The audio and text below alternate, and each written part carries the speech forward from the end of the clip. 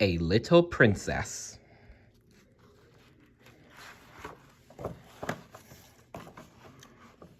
Every day, Miss Minchin added more chores. Sarah was sent on errands in all kinds of weather. She scrubbed and mended and served. If she failed to finish her work, she was given nothing to eat. No one ever looked at her, and no one ever spoke to her except to give orders. Sometimes at night, when she was not too tired, Sarah stood at the old wooden table and looked out her room's only window. The sky was closer here and the stars more brilliant. She tried to pretend away her hurt and her loneliness, but all she could do was stare at the empty attic window next door. Sarah's heart ached. She could not pretend it didn't. She never told anyone how she felt. Whom could she tell? Even Emily, her precious doll, had been taken away from her. It was just as well. There was nothing to say. Sarah's grief had dried up the well of words. Poor Sarah.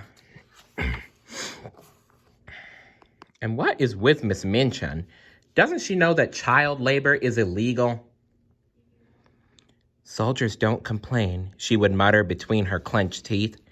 She repeated that to herself one day as she carried the mending downstairs. She didn't notice Ermengarde in the hall below. Ermengarde had been called home right after Sarah's party and had just returned to the school.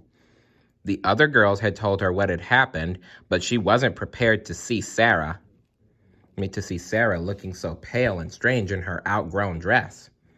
"Sarah?" she said. "Is that you?" Sarah didn't answer. She's just like the others, she thought. She doesn't really want to talk to me.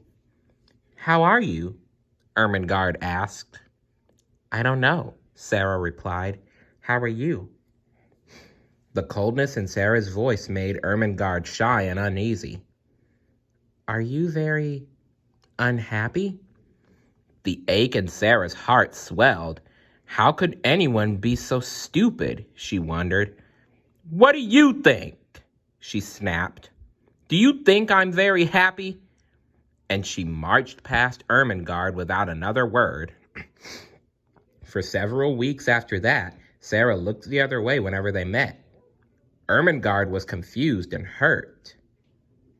She was so unhappy that she couldn't join in the others' games. She sat alone thinking about her best friend, Sarah. One night, when Sarah climbed up to her attic room, she found someone sitting on her battered footstool wearing a red shawl. Ermengarde, she said, you shouldn't be here. You'll get in trouble.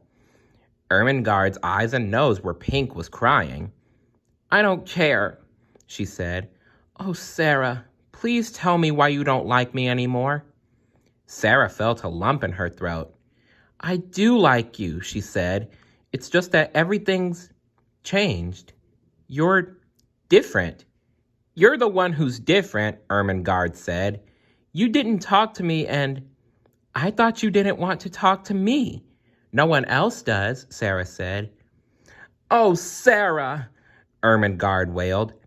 Then they rushed into each other's arms and hugged like the good friends they were. Aww.